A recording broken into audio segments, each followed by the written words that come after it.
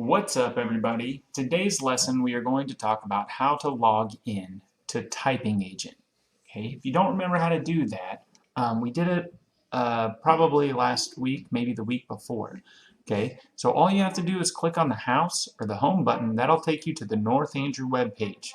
If you click Student and Web Resources, you're going to be able to find Typing Agent right there.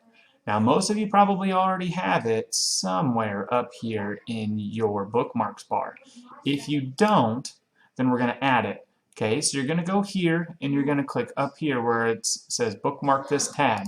Once you click here, it's going to add Typing Agent.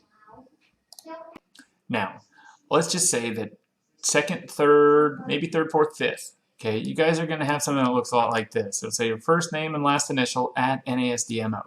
If it doesn't say it here, it'll say NASDMO. In the domain, you're going to type your username, which is your first name and the first initial, and then the password's 1234.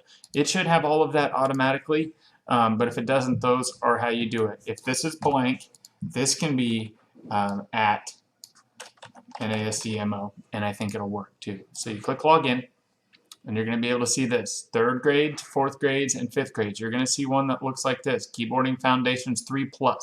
What I want you to do is click on Keyboarding Foundation 3+. Then you're going to do the first assessment test, and you're going to type. So what it's going to do, it says put your fingers on the home row. Remember, we got to put our fingers in the right spots, the F and the J key. Okay, and then we have our fingers in the right spots, and then you press any key. Then from here, you're going to type what you're supposed to type. If you make a mistake, it's going to be red. You can push backspace and fix it, or you can just keep going.